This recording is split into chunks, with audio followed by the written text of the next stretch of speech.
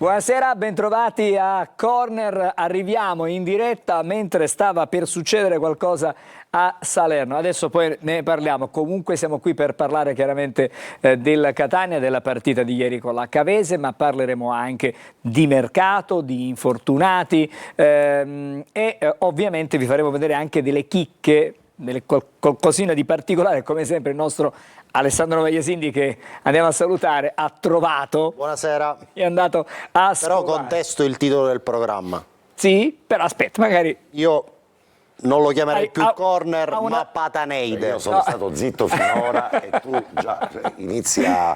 Allora. Siamo in coppia stasera perché ormai è diventata la nostra mascotte.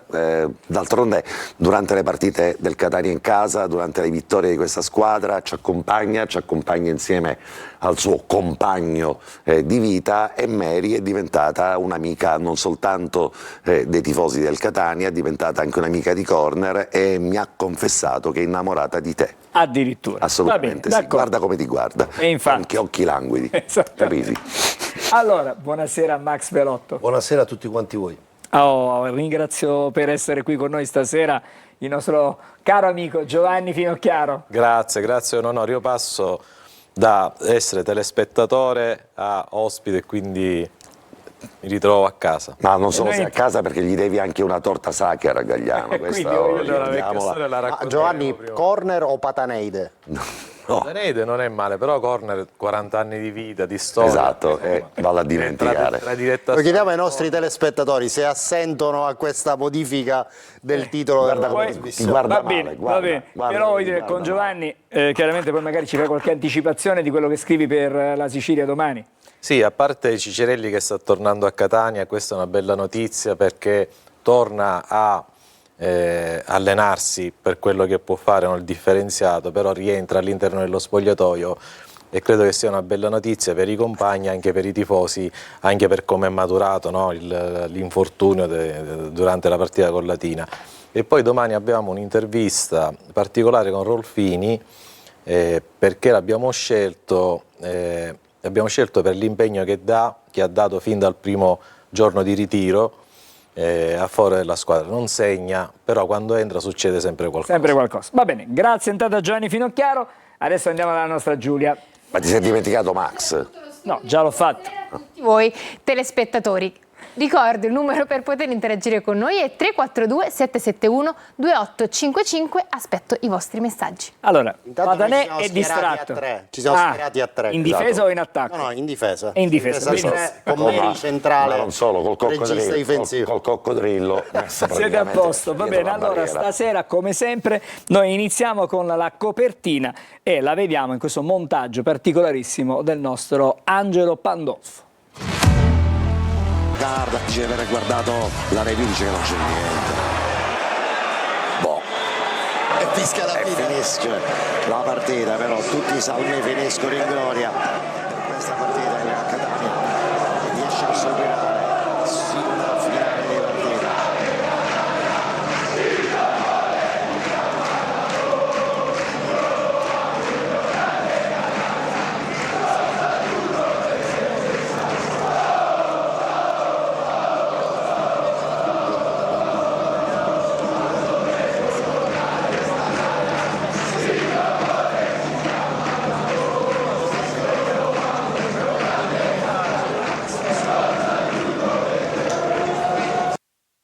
Allora, un omaggio anche alla squadra, ai tifosi che hanno cantato e salutato la squadra uscire dal campo. Che bravi i nostri Devi tecnici. stare un po' più No, ma calmo. dico, hai ragione, però questa storia che insomma, prima o poi mi prende qualcosa, quantomeno mi prende in diretta. Il coccolone mi prende in diretta, magari per un gol del genere forse ne vale la pena, poche cose ne vale la pena, se te proprio devi stare, però l'adrenalina, capisci Angelo? C'è una partita che stenta a decollare, dura un tempo, la gente comincia a creare un po' di pressione, squadra avversaria che gioca una bella partita, un buon calcio, Catania che soffre come capiterà in tutte le partite da qui alla fine di questo campionato, come sta capitando anche alla Salernitana, adesso in casa contro il Cosenza, 0-0 il risultato, poi arrivano quei due gol del finale, arrivano 3 momenti che voglio fotografare, ma siccome non si chiama Pataneide ma si chiama Corner questa puntata, e visto che ho degli interlocutori d'eccellenza,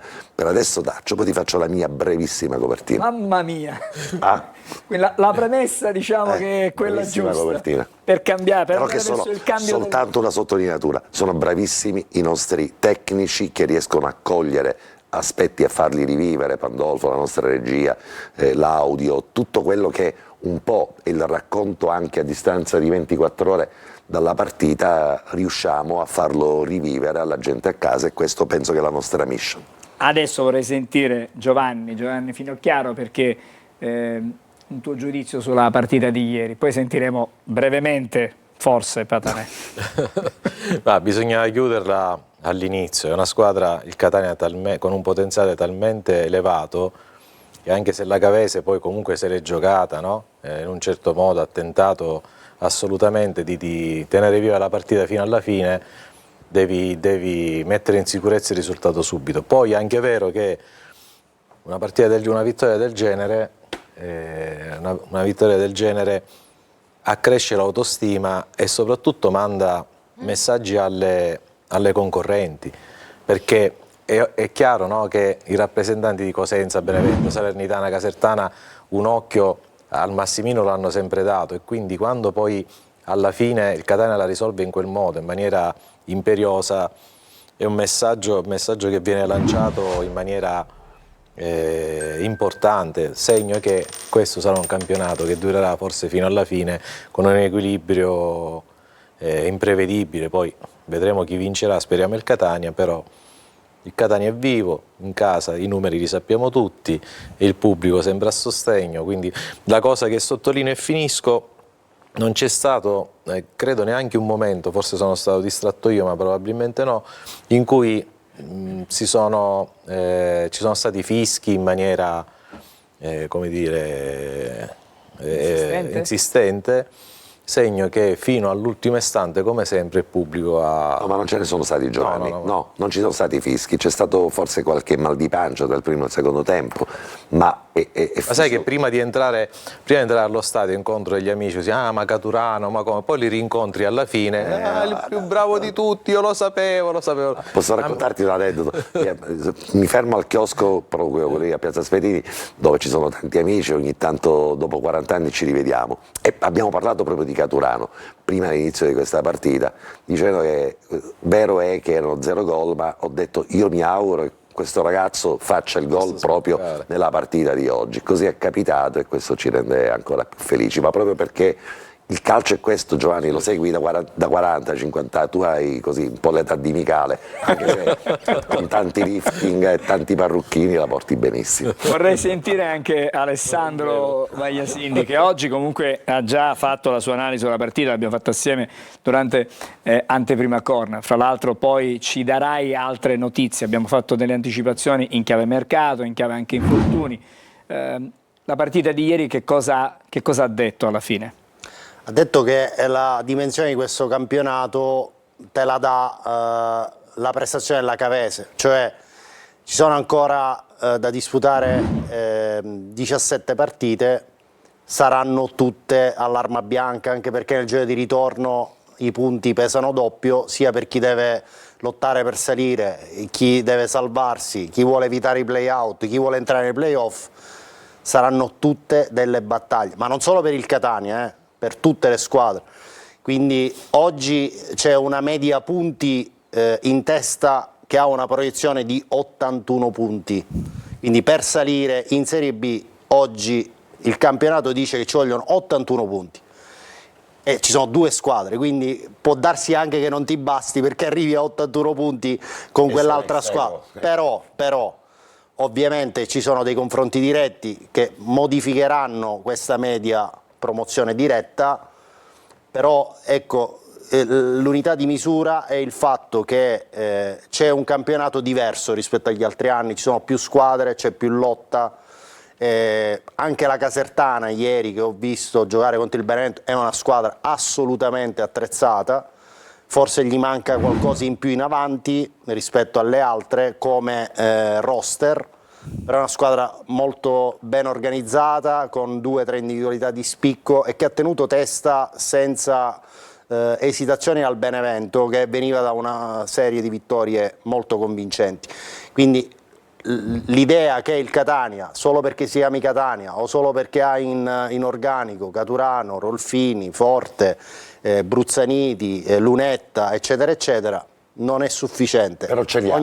Ce li ha, è un grande vantaggio, però occorre sempre mettersi nella condizione che prima devi pareggiare l'intensità agonistica con tutte le squadre che affronti e poi in quel caso porti all'incasso quel ben di Dio di cui ho fatto cenno prima. Allora, abbiamo meno di 2 minuti, Angelo, meno di 2 minuti alle 9, che è il momento in cui praticamente noi dobbiamo chiudere, ma dobbiamo fare. Ma prima della pubblicità, possiamo fare subito un lancio Di che cosa? di un toolbox? Sì, adesso lo facciamo subito. Volevo sentire il commento di Max sulla prestazione del direttore di gara. Sì, diciamo che io ho imparato un attimo, dopo le prime esperienze di queste giornate, insomma, del girone di andata, ad usare un pochettino la teoria della relatività, no? Cioè, dobbiamo relativizzare le prestazioni degli arbitri. In che senso? Nel senso che se noi mettiamo in relazione la prestazione dell'arbitro ieri in confronto a tante altre prestazioni che abbiamo visto diciamo in queste giornate nel girone di andata, diciamo l'arbitraggio è stato una buona direzione di gara. Se dobbiamo comunque analizzarla nello specifico, la prestazione secondo me è una prestazione sufficiente, ma che comunque è sempre al netto di qualche sbavatura che c'è stata. Bene, questo è il tuo giudizio, Patanè. Riusciamo in un minuto? No. Direi di no. No, è impossibile. no. Allora facciamo. Lo possiamo lanciare questo primo toolbox? Sì, così volevo- per fare un regalo a Patanè. E poi Quale dei due? quello del gol, quello del gol di Caturano messo a raffronto con un gol del Catania del passato. Guardate Allora, un po'. vediamolo. Chi c'è a destra, Angelo? Del teleschermo? Chi è? Chi è, quando e che campionato? Allora, chi è? Questo è il campionato di Serie B Sì. e questa è una bella domanda. Calaiò. Siamo in Calaiò. Risposta esatta, Giovanni. In che anno siamo? Siamo nel 2016, 17, no. Già eravamo in Serie C. È vero, 2014, 14. novembre, 15 del campionato. 2014, 2015 stagione, esatto, Serie siamo B. a novembre 2014 Esatto. e la partita è Catania-Varese, conclusasi esatto. 2-1. Guardate Non se dica- ci sono delle similitudini tra sinistra e Due destra. cross da sinistra, ma tu la notte. io vorrei Non dorme, allora, non scusami. No. Angelo, No. Allora. Diamo a Cesare quel che è di Cesare. no.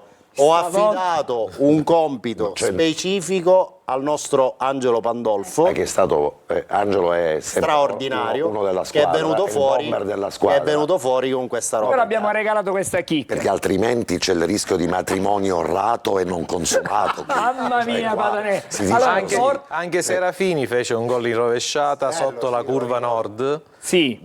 tanti anni fa. Ma era dall'altro lato. Sì. Quella era Dall'altro però lato. una bicicletta vera e propria, Sì, quella di Serafini. sì. Però questo ci vuole la notte ogni tanto Guarda, la che domenica almeno non ti preoccupare, si fa tutto. Allora, Adepti, un attimo, poi volevo... magari coniugali, facciamo così, altrimenti- ci fermiamo, andiamo in pubblicità e ripartiamo dalla nostra Giulia dopo la pubblicità e poi andiamo da Patanè. d'accordo. Fra pochissimo di nuovo insieme.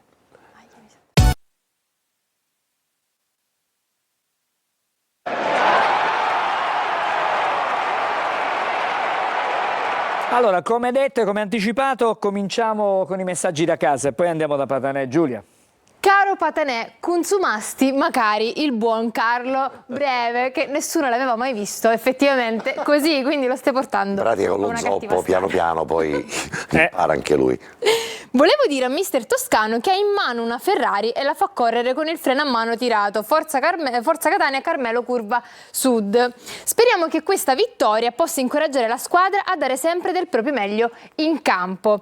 Ora cerchiamo di vincere anche fuori, se no è come se non si conclude niente. Buonasera allo studio. Il presidente Pelligra potrebbe anche non acquistare nessun altro calciatore perché il meglio ce l'ha già in casa. Forza ragazzi. E Michele da Milano. Cosa ne pensate di Aua? Finché è rimasto in campo ha calamitato e distribuito tantissime palle. Appena è uscito abbiamo fatto un palo e anche 2 gol. Lo avevamo detto lunedì scorso a corner in vista Cavese. L'abbiamo già guardato in altre partite. Di che razza di giocatore si tratta? L'avevamo già individuato nelle scorse insomma, partite e nell'osservazione del campionato l'anno scorso. Tra l'altro è passato prima un messaggio che chiedeva se Aua potesse essere un obiettivo di mercato del Catania, la risposta è no. Abbiamo temuto tutti il peggio ieri pomeriggio, ma alla fine il Catania ha vinto, sempre però con qualche sofferenza, ma sono fiducioso che adesso anche in trasferta con Bruzzaniti e gli altri innesti validi faremo finalmente la differenza. Ieri bravi tutti, ma Bruzzaniti, giocatore di altra categoria, tecnica e personalità da vendere, appena entrato ha battuto le mani per incitare i compagni.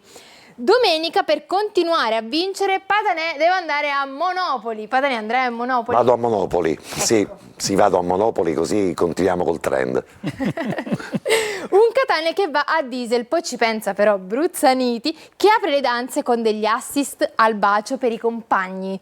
E ancora, la partita di ieri ci ha detto che in casa è necessario applicare il modulo 3-4-3 per avere più opzioni per arrivare in porta. L'attaccante centrale, il giocatore più importante in questa posizione e ha la responsabilità di guidare l'attacco. Gli altri 2 attaccanti agiscono come supporto per l'attaccante centrale, ci scrive Rino da Catania. Ieri, anche con tutte le difficoltà, il Catania ha vinto, sfoderando un finale di partita sorprendente e facendo invecchiare prima del tempo molti di noi. Complimenti a tutti, soprattutto a Caturano, Bruzzaniti e a Rolfini. Avanti così. Bene, grazie. Ci fermiamo qui. Giulia Patanè, adesso... Guarda che sono davvero dei bigliettini di presentazione quelli che abbiamo visto ieri, quindi ti assicuro che saranno brevi e concisi. C'è una sfilza di messaggi poi tutta dedicata a te. Un 4-5 che adesso Giulia selezionerà, solo 4-5. Un velo pietoso sull'enfasi della partita di ieri. Ma, stanno arrivando anche a Giulia.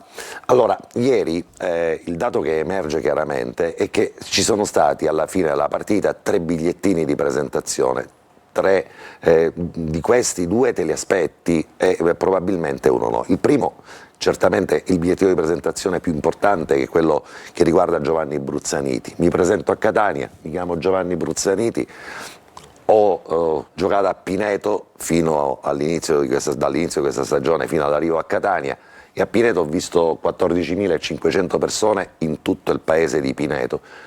Ieri le ho viste tutte quante al Massimino, le ho incitate come un vero fuoriclasse, e prima di questa partita avevo realizzato 9 gol, ricordiamocelo, 7 assist, ho voluto pareggiare, sono andato vicino al gol, ma a questo punto del campionato tecnicamente ho praticamente realizzato 9 gol e 9 assist.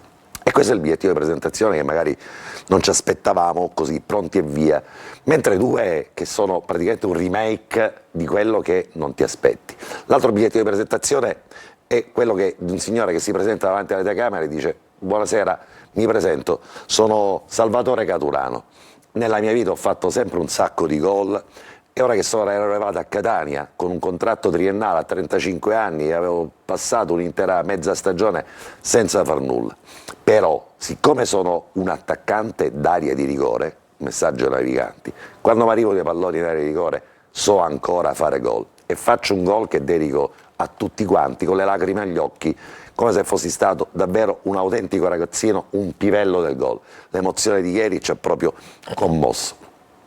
Terzo bigliettino di presentazione. Abbiamo finito? Di chi non ti aspetti. Bigliettino di presentazione e dice: buonasera, mi presento a Catania per il 2026, mi chiamo Domenico Toscano, sono mi chiamano Mimmo e sono un allenatore abituato a vincere, però ogni tanto mi rincitrullisco in panchina, cioè non mi rendo conto di quello che succede, meno male che ho uno staff che mi aiuta e che mi rende assolutamente lucido, perché a volte mi dimentico, soprattutto in trasferta, che ho una batteria di attaccanti che fa invidia a tutte quante le formazioni di questo campionato, una batteria di trequartisti e di attaccanti che potrebbero fare la felicità delle prime 5 in classifica, eppure a volte mi ostino in maniera caparbia, ma anche intelligente in alcune circostanze, a mettere in campo sempre i soliti 3 e a fare i soliti cambi. Ogni tanto però mi scuotono alla panchina perché mi annebbiano, io sono uno abituato a vincere, ma grazie al mio staff, l'ho detto e sottolineato ieri più di una volta, ogni tanto mi ricordano che poi c'ho Rolfini,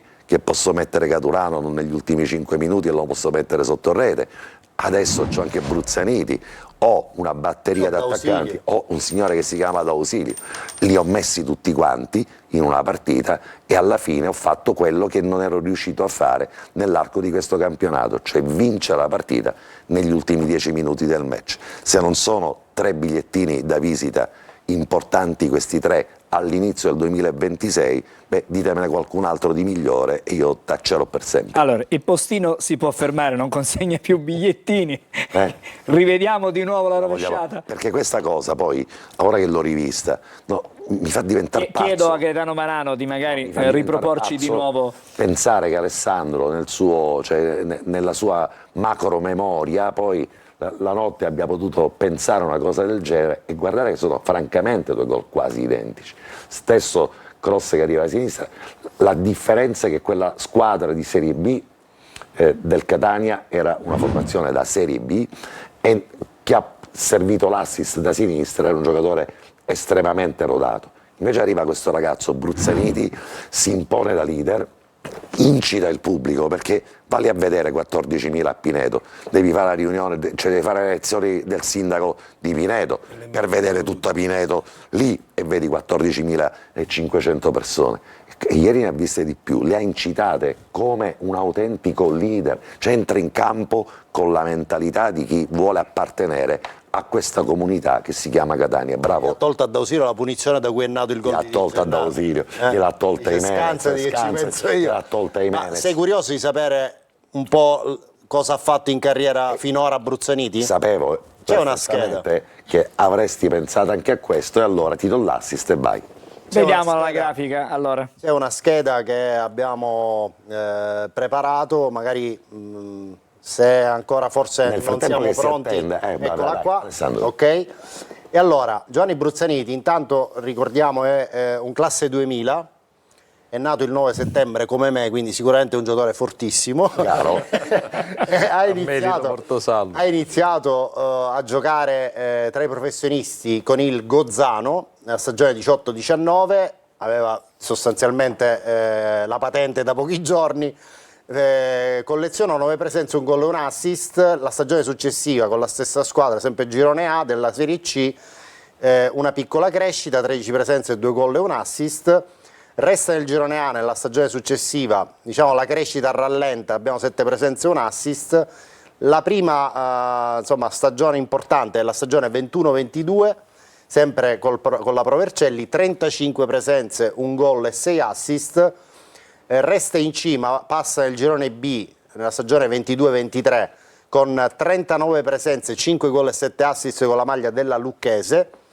Il Crotone lo tessera per la Serie C, girone C, 23-24 è la stagione, tra l'altro realizza un gol contro il Catania in Coppa Italia, totale 23 presenze, 2 gol e 3 assist, e poi il passaggio al Pineto, dove a circa 24 anni inizia l'ascesa vertiginosa. Stagione 24-25, cioè l'anno scorso, 38 presenze, 15 gol e 6 assist. La stagione appena iniziata, fin quando ha militato nel Pineto, ha collezionato 18 presenze, 9 gol e 8 assist, compresa la Coppa Italia. Ma 7 in campionato. Sì, 7 in campionato, e quest'anno pronti e via con la maglia del Catania, sempre in questa stagione, ma con la maglia del Catania, prosecuzione 25-26, una presenza e 2 assist. Voglio Meno fare mezz'ora di partita. in meno mezz'ora di partita Meno. e Meno. con 3 allenamenti disputati con la squadra. Ha iniziato ad allenarsi col gruppo mercoledì, ha fatto mercoledì, giovedì, venerdì, rifinitura e partita. E non mi sembrava un giocatore con una scarsa conoscenza del resto del gruppo per quello che abbiamo Evidente potuto quando si parla di vedere calcio ieri. e si parla la stessa Si parla lingua. la stessa lingua, Esattamente, bravissimo. allora è facile da questo punto di vista integrarsi. Andiamo un attimo da Giulia, qualche messaggio, poi ripartiamo con Giovanni Finocchiaro, faremo la moviola con il nostro Max, ma intanto sentiamo gli amici da casa prima della pubblicità. E come mi hai chiesto, Angelo, per Patanè. Per lo spettacolo offerto, le poltrone abbonate vicino a Patanè dovrebbero costare di più. Ogni tanto ci regalano un obolo, arrivano così dai palchetti d'onore. Al gol di Caturano è stato bellissimo vedere il gruppo che corre ad abbracciarlo, ma in tribuna si consumava il dramma. Mister Breve, che era un uomo saggio e tranquillo, che si è patanizzato, forza ragazzi, da Greg. Questo per Toscano invece. Toscano si fida così tanto di Lunetta che lo metterebbe anche al posto di Dini. Patanè Breve come Caressa Bergomi a Berlino 2006. E ancora grande Patanè da Martina di Mascalucia. Sento con grande rammarico anche ieri allo stadio reiterate ed ingiuste critiche nei confronti di Toscano. Ieri inoltre una grande risposta ai suoi detrattori è arrivata dal gran gol di Caturano. Ci vuole positività ed equilibrio nei giudizi. Aldo da Catania. Ciao a tutti, sono Michela, non seguo il calcio ma spero che il Catania vinca sempre, così il mio papà Natale è di buon umore e la domenica mi porta a passeggio dopo la partita, quindi sempre forza Catania. Grazie Giulia. Rigore per la Salernitana. C'è un rigore, allora magari prima di andare in pubblicità cerchiamo di vedere che cosa sta È parso abbastanza netto. abbastanza netto. E c'è Max adesso, Max preparati perché Lo dobbiamo rivedere, Dobbiamo quantomeno ce lo fa. rivederlo. Eccolo qua, sta arrivando. È a Schick che mette un filtrante e poi c'è questo intervento. Rigore giallo, giusto. Sì, lo ha anche ammonito il difensore. Sì. Fallo ai danni credo di Ferrari. forse può cominciare qualche centimetro prima della No, è dentro Andy. vediamo, Si consuma dentro. si consuma dentro, comincia fuori, però la trattenuta mi ha insegnato Max, ormai le tue lezioni io le Fallo di ascolto, Caporale su le Ferrari. ripeto, le ascolto, le ripeto, ce l'ho memorizzate. È uno che studia, si Uno che applica. studia. Si applica. Però è un proseguo di quel tipo. Reiterata. È reiterato. La trattenuta che si poi- Non lo tira 2 volte, lo tira una e volta continua e poi continua. ad elastico fino a dentro. Vediamo. Sta andando Vediamo. a rivederlo? No. Perché io, insomma, le Ma lo deve lezioni, rivedere per default. lezioni di Velotto le ho praticamente Allora, tutte l'unico quante dubbio imparate. poteva essere, perdonami, la posizione posizione fuori di gioco, fuorigioco, ma non regolare è perché regola, lo c'è tiene in dall'altra gioco parte. l'altro difensore. Sì. Vediamo. Vediamo un po'. Tra l'altro cosa succede. l'arbitro è il signor Poli della sezione di Verona che arbitro Catania Salernitana Che è un buon arbitro. 2-0. È un sì. è stato Un ottimo arbitro. Sì, mi sembra Un uno. ragazzo che secondo me quest'anno ha buone chance di salire. Intanto mi dai il voto che hai dato all'arbitro di ieri? No, 6,5. 6,5. Forse sì, qualcosa anche in più. Giovanni, perché Giovanni, volevo intanto sentire no. Giovanni intanto. Perché secondo me ha sbagliato 2 ammonizioni. Ah, beh, le vediamo fra un po', le facciamo vedere. Giovanni. Io avrei dato il rigore, però per una questione di affetto nei confronti di Rolfini. Però. Siamo Solo per quello? tifiamo- Ormai comunque il risultato acquisito non c'era tanto da discutere. Però. Magari se c'è un regolamento, probabilmente quel regolamento va poi applicato anche se siamo al primo minuto oppure all'ultimo minuto. Vediamo un attimino che cosa succede qui. Stiamo rivedendo noi, ovviamente, no, mi pare che comunque sia già dentro l'area di Sì, rigore quando comincia È dentro, la trattenuta e c'è poco È da dentro. rivedere e da discutere. Non capisco perché vada. Aspettiamo, No, la aspettiamo. card, si è giocata la card il No, no, Cosenza. perché abbia aspettato così No, tanto. è arrivato, eccolo. Aspettiamo praticamente 2 gol, quello di Rolfini Il problema- e poi dopo quello di il problema è solo Raimo, che adesso il nostro portafortuna. oggi diciamo anche le società, le squadre, chi è diciamo, deputato a valutare le situazioni sta entrando un po' nell'ottica di quello che è il VAR in Serie A e Serie B. No, se prima qualche anno fa questo calcio di rigore non lo discuteva nessuno, oggi con il supporto televisivo si chiama l'arbitro all'FVS per vedere la trattenuta, che tipo di intensità ha, se il tipo di caduta è correlata al tipo di Ne trattenuta. aumentano anche i litigi tra panchine. Certo, perché certo, poi lì perché ora sono volano tutti insulti quanti ovunque. entrano in ballo tanti elementi che prima non venivano tenuti in considerazione, come l'intensità, il tipo di caduta, perché hai possibilità di rivederlo, quindi puoi condizionare l'arbitro a valutare altri tipi di di aspetti che prima non valutavo. Questo è un calcio di rigore che ai tempi miei lo fischiavi ad occhi chiusi. Non c'era bisogno di rivederlo, non c'era bisogno di... Oggi vanno a rivedere per qualsiasi cosa, perché può indurre Max, se un arbitro con poca È personalità. stato giusto chiamare la card dopo che l'arbitro era andato lì a vedere l'azione. Cioè, Quale ti riferisci? questo qui, di questo calcio di rigore. È stato giusto poi dopo chiamare la card. No, ma loro hanno chiamato la card per verificare la tipologia di fallo, non tanto guarda, perché loro comunque i default, se non lo chiama il quarto ufficiale a Dice che rivedere, ha la card in mano, quindi un significato c'è. Tanto No, l'arbitro... l'ha già utilizzata. E allora perché ce l'ha in mano? Si gioca la seconda? No. Ma... Intanto sta per arrivare, diciamo, La decisione. la revisione, vediamo cosa dice l'arbitro. calcio di Ancora rigore. confermato. Allora, facciamo così, facciamo Allora, la pubblicità. poi dai. la gente non sa come è andata a finire il calcio Lo di diciamo a rigore. rientro. Ma No, no, aspetta, perché- che è successo? aspetta. perché qui c'è Che sta qualcosa. succedendo? La partita c'è Raffaele che Raffaele che parla. protesta, ma ha indicato il dischetto con la sì, la gestualità era da o rigore. fuori. Vediamo un Ecco, attimo. potrebbe essere che ha chiamato la punizione dal limite. Vediamo che succede. A questo Vediamo punto un attimo. guardiamo tutto L'arbitro quanto. si sta- Thrilling. Allora, l'arbitro si sta dirigendo verso la lunetta che delimita l'area di rigore. Sta continuando ad andare avanti, ma adesso ci mandano una revisione di immagini, un replay e non capiamo. Pare nel che ci sia frattempo, poco in da tempo- discutere. In tempo di No, è calcio di rigore. qui Però arriva. la situazione adesso rischia Arriva di Issa, Carriero, degenerare. Carriero perché- che ha gettato- attenzione a 3.000, giocatori che seguono il direttore di gara, giocatore della Cosenza che rimane prende il dolorante giallo. per terra. Allora facciamo così, andiamo in pubblicità perché la storia è lunga, ci rivediamo fra pochino, fra pochissimo.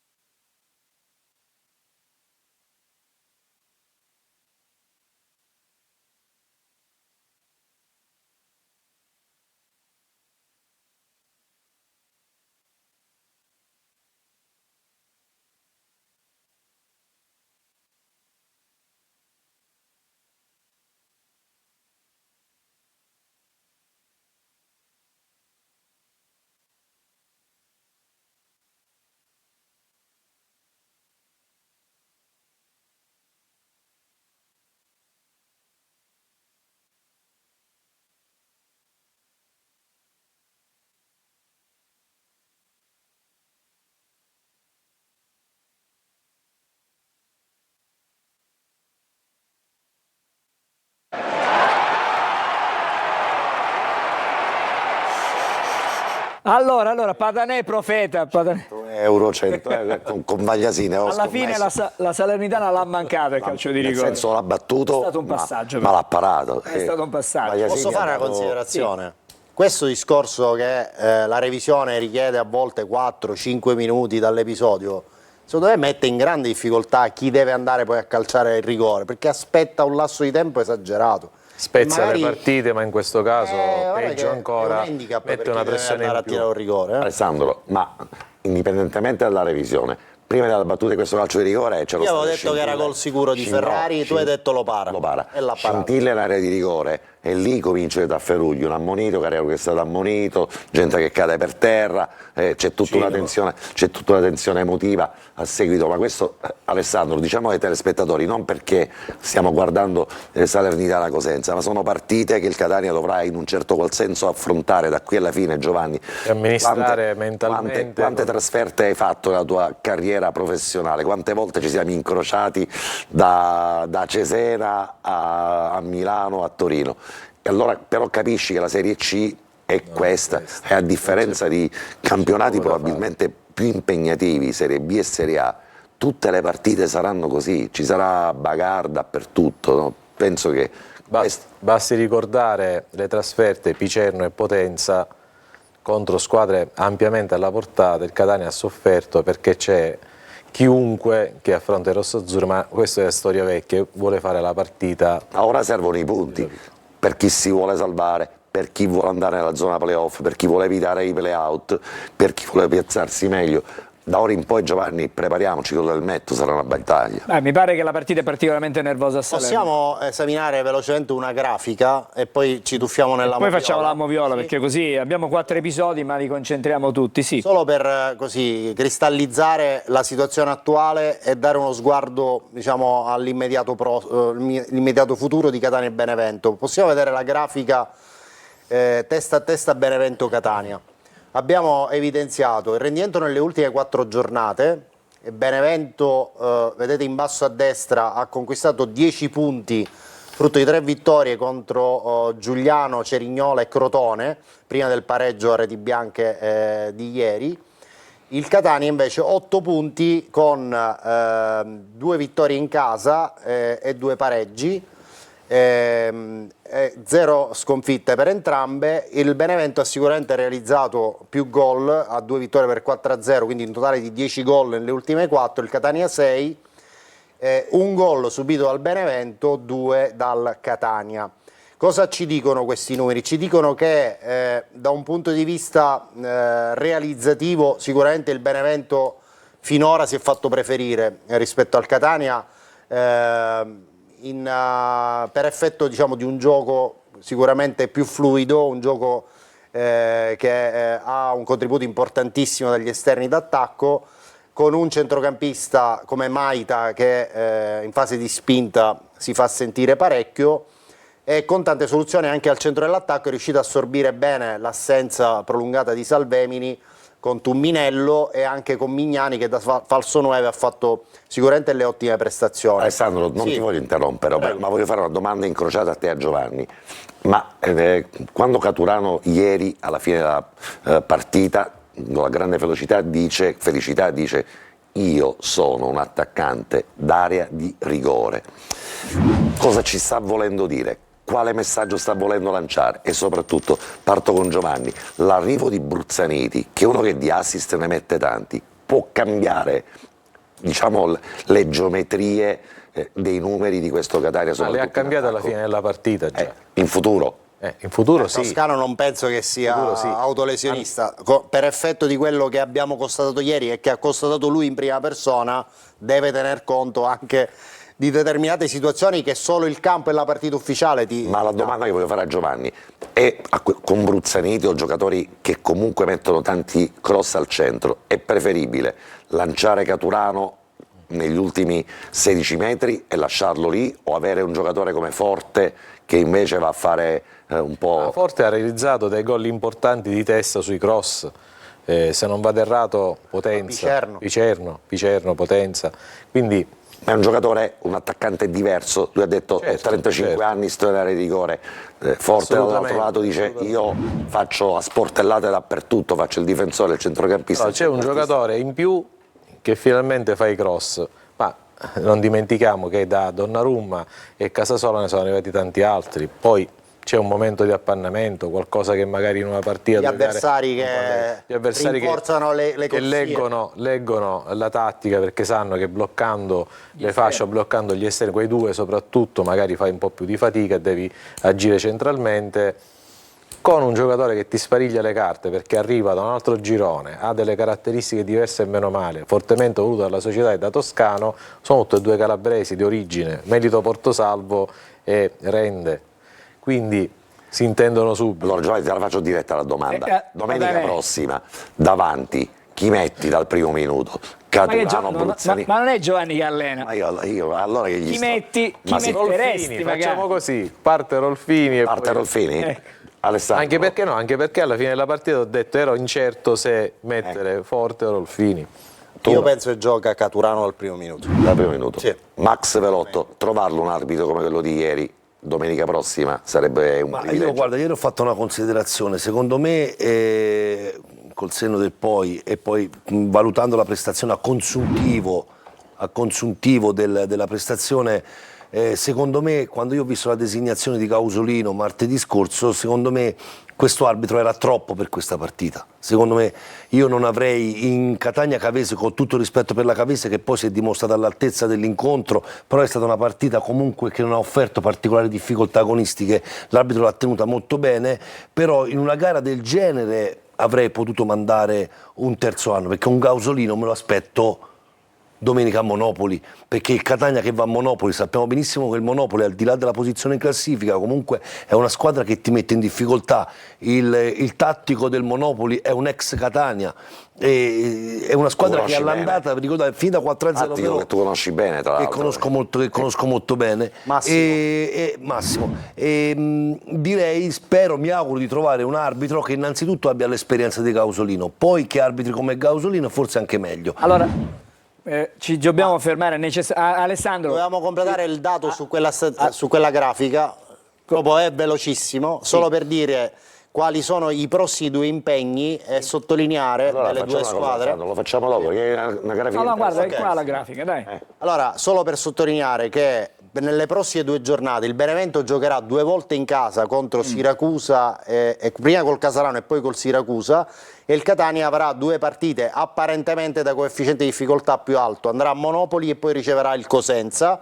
In entrambe le giornate giocherà prima il Benevento del Catania con un giorno di anticipo, e questo potrebbe influire, insomma, come pressione, come tensione agonistica in preparazione della partita del Catania. Ci ricordiamo che l'andata era stato quasi sempre al contrario, il Catania giocava prima, Benevento Salernitana dopo. Queste 2 giornate possono essere uno snodo importante, se il Catania resta lì, ecco che ci potrebbe essere l'inversione di tendenza e il Catania potrebbe prendere la Speriamo rincorsa. bene, allora incrociamo le dita, intanto facciamo una breve sosta e poi dopo andremo alla Moviola. Vorrei sentire anche gli amici da casa, sono tantissimi stasera.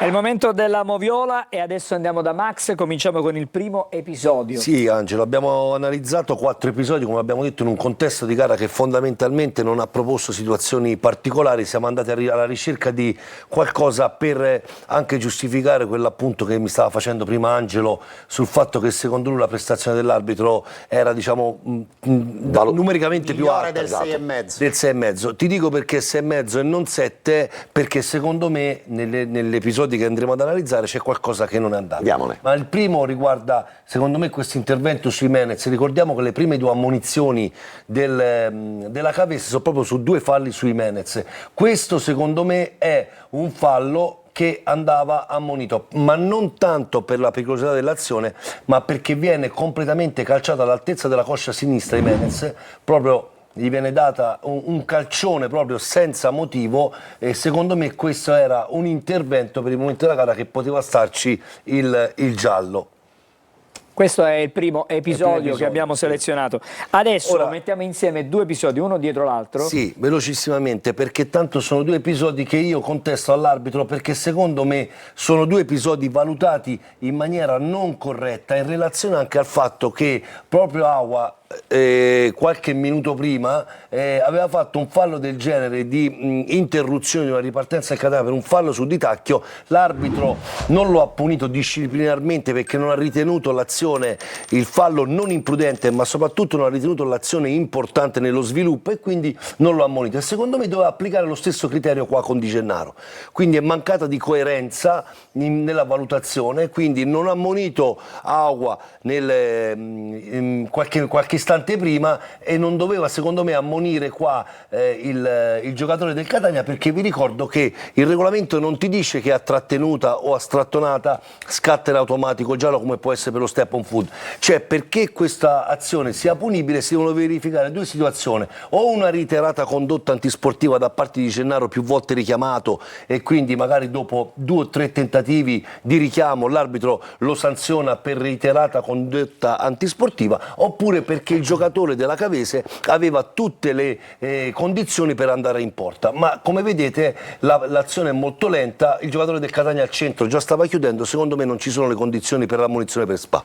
La prossima, secondo me, è l'errore più grave. Secondo me è l'errore più grave, perché innanzitutto c'è da capire se Allegretto commette fallo. Guarda, di le immagini ci mostrano che non commette fallo. Ecco, perfetto. No, ma io Adesso già si in vedrà diretta, chiaramente, ma io guarda. già in diretta ieri, ma al di là del fatto fatto. C'è un momento in cui fermiamo la palla, eccolo qui, e questo è il momento, guarda, le braccia di Allegretto sono tutte e due aperte e tocca con il petto. Sì, ma io l'ho detto in diretta, secondo me questo qua è una punizione completamente inventata, ma la cosa più grave è il provvedimento disciplinare, che uno dice, va bene, è un provvedimento disciplinare, no, non va bene, perché siamo al 64esimo, in quel momento lì te mi ammonisci il braccetto di sinistra, va bene, me lo rendi, mi limiti il suo gesto tecnico, soprattutto per uno come Allegretto che ha delle caratteristiche, che gioca molto sull'uomo e tende magari anche a dover ricorrere più volte al fallo per interrompere l'azione avversaria, e me lo limiti con una ammonizione che secondo me non esiste proprio, perché ammesso e non concesso che ci fosse stato anche il fallo di mano, Giovanni,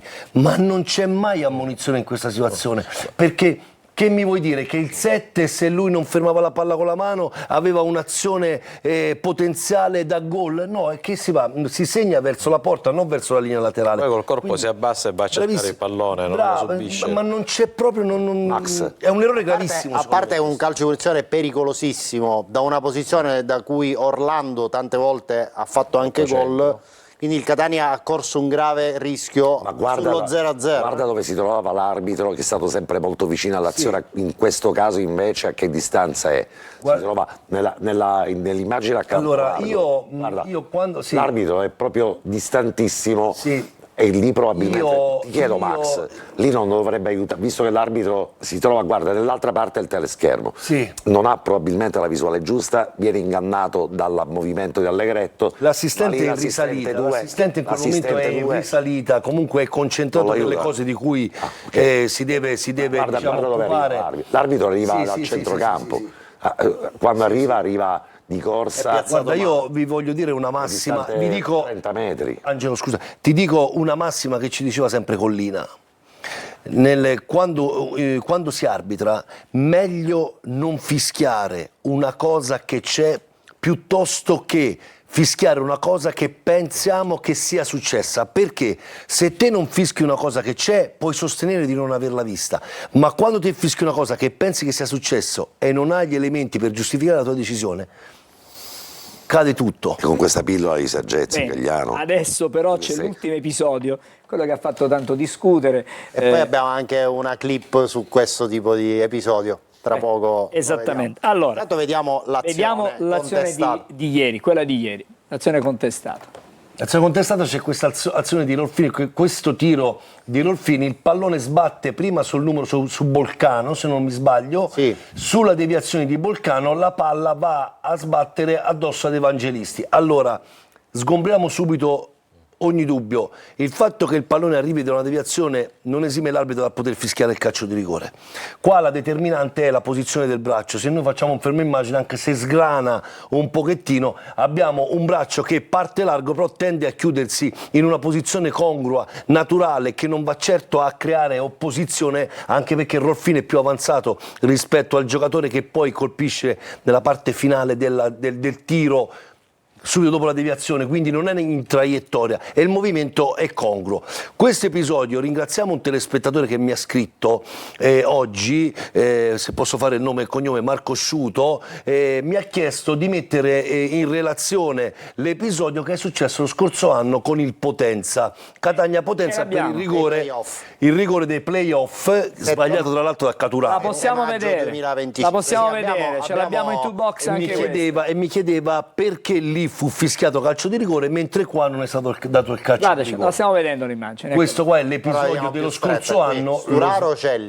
Sturaro Celli, c'è un tiro, la palla sbatte su Sturaro, cerca di deviare, la palla va a finire direttamente sul braccio di Celli. La differenza sostanziale tra i due interventi è che il braccio di Celli in questo caso è molto alto rispetto al corpo e quindi è più punibile rispetto il movimento è in corsa e il movimento, cioè rispetto alla corsa è congruo. Sì. Allora tutti i movimenti sono congrui, tutti i gesti atletici, anche quando si salta per aria, però ci sono dei parametri che vengono tenuti in considerazione nella valutazione del fallo. È difficilissimo, lo capisco, è difficile farlo capire, è difficile applicarlo, però quando ti hai già un braccio più largo rispetto a quello che potrebbe essere, perché qua la posizione di Celli è molto statico il braccio. Max, posso dirti la mia?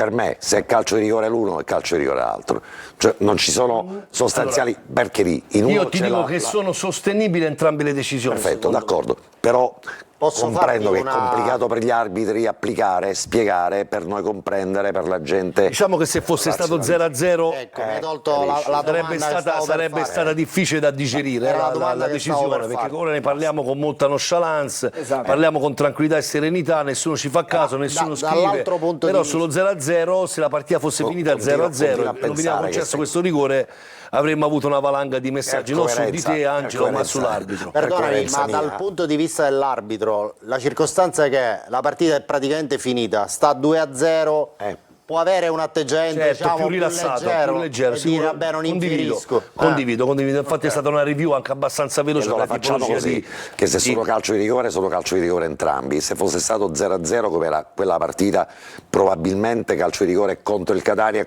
calcio di rigore per il Catania.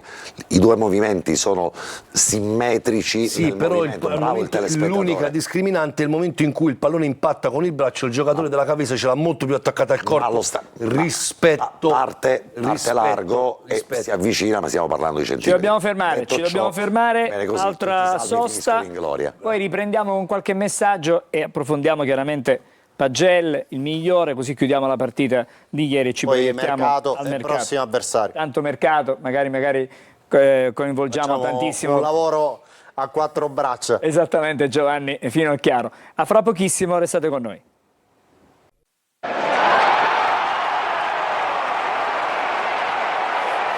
Proviamo ad accelerare, ma intanto bentornati a Corner, però volevo farvi vedere una bella fotografia che ci mandano i nostri amici da casa. Qui siamo in Polonia, se non dico male, a Varsavia. Meno 24. Meno 24, è un tifoso del Catania che ci scrive insomma che nonostante questo freddo il Catania riesce a scaldare il suo cuore. Questo è la Però fine che meraviglia di questo, il fatto che, di questo che messaggio. abbiamo lo streaming, che abbiamo internet, è una cosa che ci permette di andare a casa anche delle persone che stanno lontano. Io con Giovanni Finocchiaro abbiamo un record però di partite raccontate con le temperature relative. Cos'era Giovanni? Juventus Catania meno 18. Meno 18, eravamo due pinguini tecnici congelati. Nucleari. Allora, torniamo facciamo vedere le pagelle. Dimmi. Una velocissima parentesi per ricordare due persone che ci Sì, hanno lasciato nei come giorni no, scorsi. Turi Di Stefano, che insomma oltre ad essere stato un ottimo allenatore, un ottimo opinionista, è stato anche l'allenatore della squadra, Il nostro dei allenatore. giornalisti nel quadrangolare Un gol per la solidarietà. Un grande abbraccio alla famiglia e poi L'abbiamo fatto anche ieri, Alessandro, è giusto che tu lo abbia sottolineato. persona veramente Sorriso eccezionale straordinario. sotto tutti Faceva i giocare punti di vista. Baiocco e un Finocchiaro qualsiasi quasi allo stesso modo, cioè e vincevamo anche molti trofei. Ti ricordi Giovanni? E lui arbitrava nel Lui quadrangolare. arbitrava il vero? Poi Zeliko Petrovic, ex portiere del Catania, che anche lui nei giorni scorsi purtroppo ci ha lasciato. Condoglianze alla famiglia. Bene, allora era doveroso questo momento, un ricordo di due grandi Anche perché personaggi. quante volte è venuto a trovarci a Tante, Corner, tante quanti volte, in diretta tante stadio, tu non giochi a calcio, non fosse altro perché sei sempre in redazione alle 6 del Esatto, mattino, non ho il tempo. quindi non hai tecnicamente il tempo e finisce alle 5:59 del giorno dopo, Per ricominciare poi. per ricominciare poi alle 6 del mattino. Allora, ragazzi, andiamo da Giulia. Sono prima il migliore, poi le pagelle, così chiudiamo. Aspetta un attimo, chi è il migliore? Il migliore di ieri? Beh, io, ascolta Alessandro, per me Bruzzaniti ha dato lo strappo alla partita. Secco, il migliore, secco. Il migliore secco è stato il team di Toscano. Max, Di Gennaro. Giovanni, Di Gennaro. risposta esatta. Esatto, perché è proprio lui il migliore. Di Gennaro con voto 7,5 e Vegliasindi ci scrive: prestazione ai limiti della perfezione, specie se rapportata alla febbre e all'influenza con cui ha dovuto lottare fino all'antivigilia della partita pur di esserci. Un muro granitico in tutte le fasi del match, anche le più ruvide. Ubaldi e Fusco allungano la lunga lista stagionale delle punte avversarie tornata a casa a bocca asciutta dal Massimino. Poi c'è un'altra storia, quella dell'attaccante di Gennaro, che fascia al braccio svetta su tutti esorcizzando la paura sui titoli di coda. Cancellato così l'errore di Foggia nel modo che solo i giocatori più forti sanno fare. Adesso. Questa, Alessandro non è un giornalista, Alessandro è un pittore, cioè Alessandro racconta, è un poeta, è uno che Dipinge. sono delle pennellate quelle che ci regala Troppo lui, buoni, vero? grazie. Ma adesso con l'aiuto della nostra regia andiamo a vedere le pagelle della squadra e le pagelle del Catania con il modulo 3-4-2-1 in porta Dini con voto 6, difesa Pieraccini 6,5, Di Gennaro 7,5 e Allegretto 6, centrocampo Casasola 5,5, poi sostituito da D'Ausilio senza voto, Quaini 7, Di Tacchio 5,5 ma al suo posto poi entra Bruzzaniti con voto 7, Donnarumma 5,5, Caturano 6,5 che prende il suo posto, tre quarti Jimenez 6, Lunetta 5,5, punta Forte con voto 5,5 sostituito poi da Rolfini con voto 6,5 e infine l'allenatore toscano con un bel 7, una bella sufficienza. rapido, Toscano 7,5, poi guardiamo un attimo il campetto per dirti che per quanto mi riguarda Caturano 8. Caturano vale 7,5 perché si sblocca con una grande rovesciata e Bruzzaniti vale 7,5. Il resto concordo con il 7,5 di Gennaro e aggiungo una cosa di più. Di Gennaro è un autentico baluardo nella linea difensiva, gli hanno messo a fianco tutti quanti i giocatori della rosa della linea difensiva del Catania, lui c'è sempre. E so che Alessandro, in questo siamo in disaccordo con Alessandro, ma lo voglio dire perché i record si celebrano. E meno male che era una cosa breve. Il record, perché no, anche con Giovanni Finocchiaro, col quale non ci siamo non sei disaccordo, anche con lui sei in non disaccordo. lo so, i record si celebrano quando ci sono, non quando finiscono. Il campionato del Catania in casa, Ma lo devi dire per forza. lo dico per forza, perché poi... Ma secondo te io perché finora non ho mai voluto parlare? Se io aspetto il momento in cui finisce il record, e allora diremo... Zitto, stati zitto. Basta, Patanè. Abbiamo capito. Lo sanno tutti, lo sappiamo tutti. Non c'è Poi ti svelo una scaramanzia, non ne parlo neanche, poi ti svelo una scaramanzia. Allora Giovanni, Però ti dico... continuiamo ti dico, però, io sto zitto. No. Io sto zitto, Alessandro sta zitto, tu stai zitto, tutti lo sappiamo. Poi facciamo uno speciale difesa. D'accordo, bene. che- Ma una velocissima considerazione, tornando sul campetto, di carattere strettamente tattico, senza nulla togliere ad Andrea Allegretto, che il pane se lo guadagna ogni partita. L'assenza di Celli, secondo me, pesa per la fluidità della catena di sinistra. Diciamo la spinta. Perché Celli ha la capacità, rispetto a Allegretto, ma per caratteristiche proprio morfologiche, di avere quel passo in uscita che consente alla squadra di distendersi meglio sulla corsia di sinistra, sia per Donnarumma che per Lunetta. Anche se Donnarumma invece ieri non sta certi vivendo- automatismi... non sta vivendo il momento migliore, sono d'accordo. Sono d'accordo col 5,5. Ma Casasola ha sbagliato 2 gol pazzeschi, sbagliato, dai. d'accordo. Quelli sono Allora, gol. diciamolo. Deve fare gol là. Però Donnarumma sta viaggiando con un freno a mano, ha ragione il ragazzo perché ha corso per tutto il girone d'andata, Casasola, 2 errori clamorosi, Due errori sì, inconcepibili, vabbè. dai, quello deve spaccare la porta tutte e due le volte. Comunque, al di là di questo, ripeto, al di là del periodo così non brillante di Donnarumma, la mancanza di Celli secondo me si riverbera a effetto domino su tutta la catena di sinistra. Infatti ieri la catena di sinistra non ha lavorato con la solita intensità e qualità. Allora, chiudiamo la parentesi. Se no apriamo un altro... No, basta così, ci fermiamo qui. Giovanni, fra un poco ti coinvolgiamo. Giulia, un paio di messaggi appena e dopo siamo costretti, devo dire, a fare un'altra breve sosta e poi ripartiamo per... Da qui alla fine? non lo so se siamo fino alla fine in maniera, diciamo, fluida, senza altre interruzioni. Sì, Alessandro, comunque qualcuno ti scrive che secondo lui è stato Quaini il migliore in campo. No, è stato tra quelli che ho valutato, però ho voluto premiare Di Gennaro per l'importanza del gol Leadership. e per la leadership Chiaro. e soprattutto per il fatto che abbiamo segnalato nella motivazione del voto che fino a venerdì aveva la febbre e l'influenza di Gennaro, è stata una cosa diciamo coperta, però ha avuto insomma dei problemi, quindi essere arrivati in campo e avere disputato quella prestazione secondo me vale ancora di più. Ho visto un Quaini più contenuto comunque. Quaini secondo me Meno irruente. gli hanno dato le consegne, guarda che se ti fai ammonire io ti sostituisco, quindi regolati di conseguenza. Giulia. Però va detto anche questo, 78 minuti da sbadigli, formazione inizialmente totalmente sbagliata, poi l'ingresso dei giocatori giusti ci ha dato i 3 punti. Giulia, Ma perché- permettimi però di dissentire, 78 minuti durante i quali durante i quali il Catania ha creato almeno 5 palle e gol. 5, Quindi sbadigli, va bene, però insomma le occasioni da gol sono state create. Quando ci sono occasioni da gol, sbadigli. 70 minuti con tanti errori sotto rete, sotto misura. Allora, E poi si chiede, il nostro telespettatore, ma perché tutto quel potenziale è rimasto per così tanto tempo in panchina? Attendere prego, e da domenica qui abbiamo già le previsioni sul campetto. l'ultimo. L'ultimo, e leggo questo per Patanè, a differenza di Toscano che ha il freno a mano, Patanè ieri sembrava una 500 Abarth fuori giri. Sono d'accordo, grazie. Ci fermiamo ancora, restate con noi, fra poco torniamo con il mercato.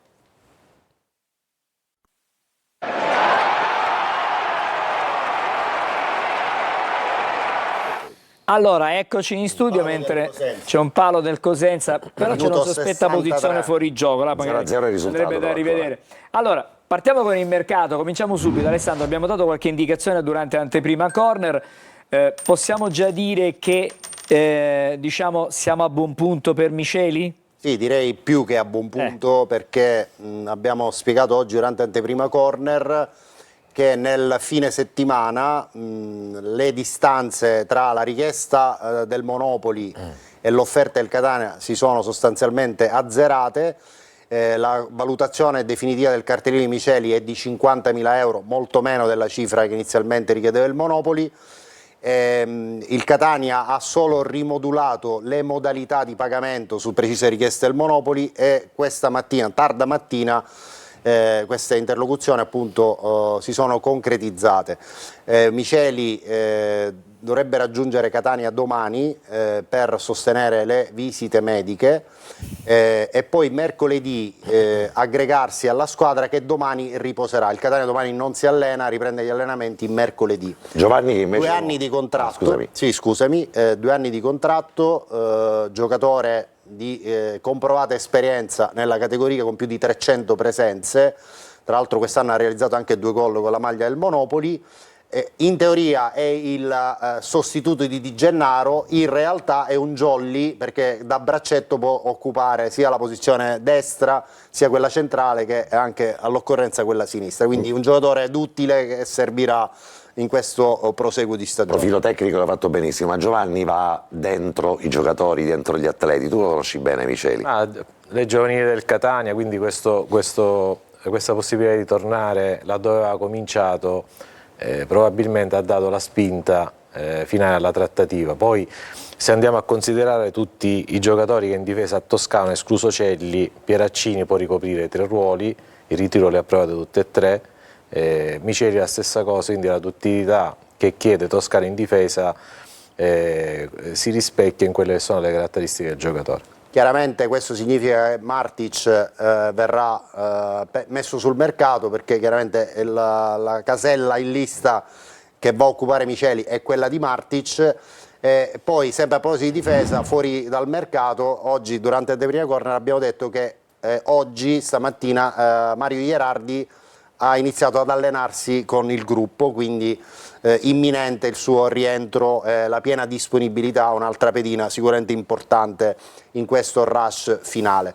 Per quanto riguarda invece le partenze, Matteo Stoppa andrà alla San Benedettese in prestito secco, quindi il Catania verificherà alla fine della stagione il rendimento di Stoppa alla San Benedettese, va a giocare nel girone B in una squadra comunque con vocazione offensiva, quindi potrebbe essere un'esperienza utile per Stoppa che ha bisogno di rilanciarsi dopo una stagione purtroppo per lui così poco fortunato. sì. Torniamo invece al mercato in entrata per puntare sul centrocampista, perché chiaramente è la pedina che ad oggi, dopo gli arrivi di Bruzzaniti e diamo per fatto ovviamente anche quello di Miceli, manca per completare l'organico e per la sostituzione di Salvatore Aloi che, come sappiamo, a causa del grave infortunio, legamento crociato, sostanzialmente ha concluso anzitempo la sua avventura. Allora il Catania nel fine settimana ha formulato un'offerta di acquisto a titolo definitivo del centrocampista Jabois, di proprietà dell'Atalanta, fino alla settimana scorsa in forza all'Avellino in prestito dall'Atalanta.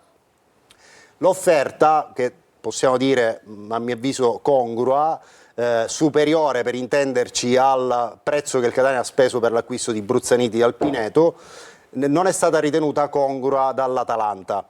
Quindi il Catania sta guardando a altri obiettivi.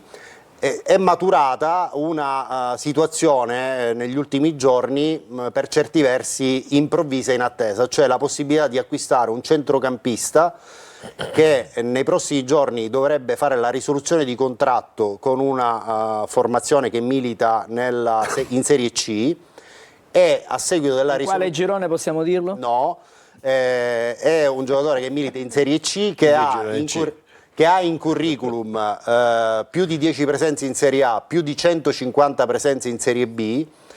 È un giocatore importante che sicuramente potrebbe dare una grossa mano al Catania. Il problema è legato al fatto che prima di fare la risoluzione, se il club di appartenenza sapesse che dietro questa risoluzione c'è il Catania, la trattativa salterebbe immediatamente. Quindi vi possiamo dare queste indicazioni, cioè l'alternativa a Gibois è diventato questo calciatore, anche perché la Ternana ha fatto resistenza per liberare Pallocchia, l'Avellino idem per Palmiero, che ha giocato titolare anche in occasione dell'ultimo incontro dell'Avellino contro la Sampdoria. Però ti interrompo, Prego. Giabois Sì. non è stato convocato dall'Avellino Senz'altro. ed è rimasto, quindi si presupponeva. Ma l'offerta che ha formulato il Catania è stata ritenuta in prima battuta non congrua dall'Atalanta. Ora il Catania ha due alternative: o alzare l'offerta per Giabois o andare dritto. 70.000 euro. Prego? Almeno di 70.000 euro, sentivo dire, ma No, 70.000 euro la penale che dovrebbe pagare la l'Avellino in caso di risoluzione anticipata del prestito. Ma non è questo l'importo, diciamo è per l'acquisizione del cartellino a titolo definitivo. Il Catania ha offerto una cifra importante, però l'Atalanta non ha bisogno di soldi. Bottega cara, ha detto per ora no. Il Catania non ha bisogno di soldi. quindi il Catania o alza l'offerta O cambia obiettivo. o cambia obiettivo e va dritto su questo giocatore Che su però cui deve lavora. rescindere, però. Deve rescindere per poi poter accettare ovviamente l'offerta del Catania. Per quanto riguarda la partenza di Stoppa, l'incastro è legato alla possibilità che il Catania prenda un esterno sinistro, cioè occupare la casella in lista di Stoppa con l'acquisizione di un esterno sinistro che va a fare l'alternativa di Donnarumma, oppure non prendere nessuno e mantenere quella casella libera in attesa del rientro di Cicerelli, a seconda dei tempi di recupero. È una valutazione su cui il Catania sta ragionando. In questo momento sembra più probabile l'acquisizione dell'esterno sinistro e poi eventualmente far uscire dalla lista un giocatore che faccia spazio a Cicerelli quando Cicerelli effettivamente sarà pienamente recuperato. Si può fare Durante il giro di ritorno puoi fare una sostituzione in lista. Esattamente. Quindi, però in questo momento sembra più probabile che il Catania prenda un esterno sinistro e vorrebbe prendere un profilo giovane come età, diciamo, sullo stile di Bruzzaniti, un giocatore su cui lavorare anche in prospettiva. Per quanto riguarda altre notizie di mercato, all'attenzione c'è anche la possibilità di valutare il rinnovo di contratto di Klavs Beters, che va in scadenza a giugno. Il Catania crede in Beters, Beters legittimamente magari può avere anche l'auspicio di fare esperienza altrove e giocare. Che occasione pazzesca, C'era fuori gioco. Però ecco, il Catania vorrebbe dialogare con Beters per iniziare appunto una trattativa per il rinnovo di contratto. Beters non è felicissimo, devo essere sincero. Condini ha questo rendimento, è ovvio che... Beters è sempre un ragazzo straordinario, serissimo, ma lo vediamo in casa, in trasferta, ha sempre un atteggiamento chiaramente molto concentrato, molto concentrato, però è normale che probabilmente da che poteva essere il futuro prossimo del Catania, che si è dovuto fermare molto prima di Eboli. Un'ultima cosa sulla questione Jimenez. Ci sono stati ulteriori passi in avanti, l'ottimismo cresce sul positivo epilogo di questa estenuante trattativa e sarebbe un rinnovo per 2 anni per Caleb Jimenez. Giovanni, hai qualcosa da aggiungere? No, anche perché aveva avuto Jimenez un'offerta, comunque l'entourage dal Mantova, e lo ha assolutamente scartato, quindi già questo fa presupporre. Ma invece su Cicerelli solo una parola. Se sei tanto caro a Cicerelli e Cicerelli è tanto caro a te. No, vabbè, ma rientra a Catania per fare la rieducazione e avanti con il percorso, diciamo, di guarigione. Non aspettiamocelo in campo, perché poi magari se arriverà l'ultima partita, speriamo mai, evidentemente il Catania eviterebbe playoff. Però un giocatore che è così amato dai compagni, dal pubblico, che torna a Catania, rimette piede nello spogliatoio e respira l'aria di casa, già è un vantaggio per tutto l'ambiente, per Catania, per come è maturato l'infortunio, per Catania, per il gruppo, per Toscano e soprattutto per se stesso. Giovanni, mi confermi che questo gruppo è un gruppo di ragazzi che te lo conferma Giovanni fra un attimo, perché dobbiamo fermarci per forza, siamo già fuori. Vabbè. Però tu lascia la risposta. Confermo adesso. Conferma sul volo. Ci vediamo fra pochissimo.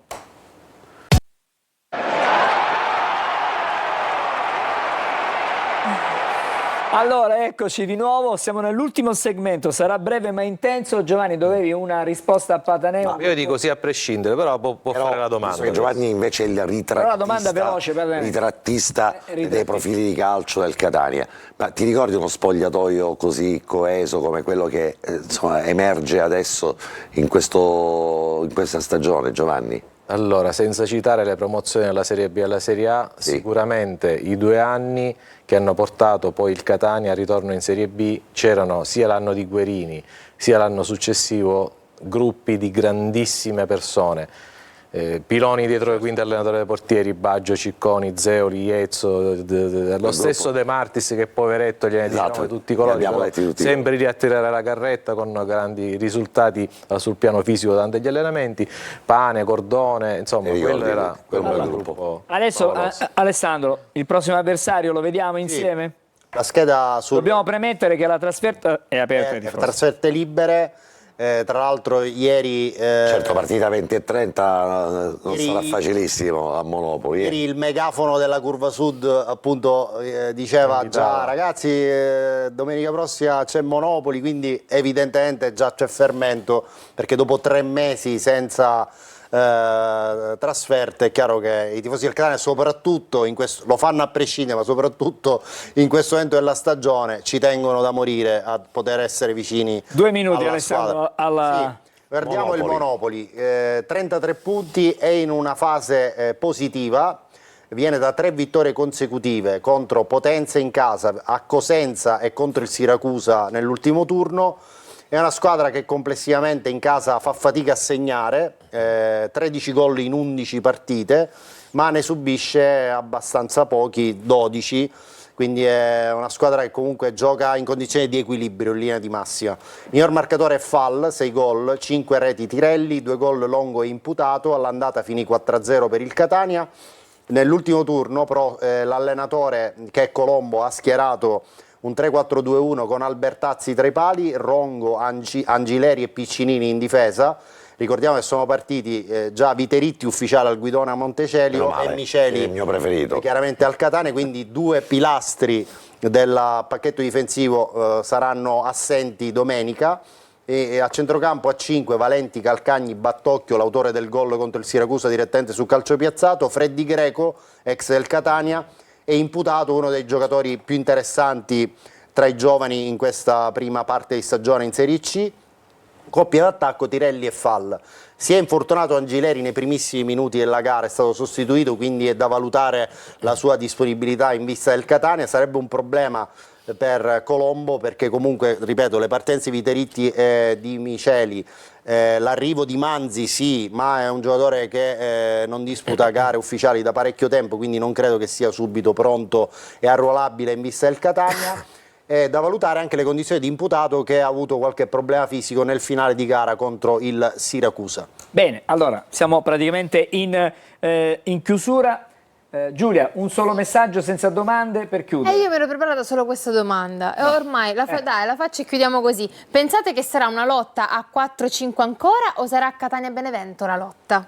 Catania-Benevento con possibile un'intrusa e basta.